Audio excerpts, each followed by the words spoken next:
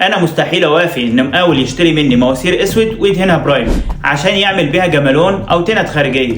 ناس كتير بتعمل كده في السوق عشان توفر ثمن الطن. بس الكارثه فين؟ مهما صرفت على الماسوره الاسود دهانات وبويه من بره، الرطوبه بتدخل للماسوره من جوه والصدى يبدا ياكل فيها من الداخل للخارج. يعني بعد سنه بالكتير هتلاقي الماسوره من بره بتلمع ومن جوه متاكله والجمالون كله ممكن ينهار وسمعتك في السوق تتدمر. البديل الوحيد اللي بننصح بيه دايما في الشغل الخارجي والمناطق الرطبه هي المواسير المجلفنه على الساخن، لان الماسوره بتنزل في حوض زنك بيغلفها من بره ومن جوه مش من بره بس.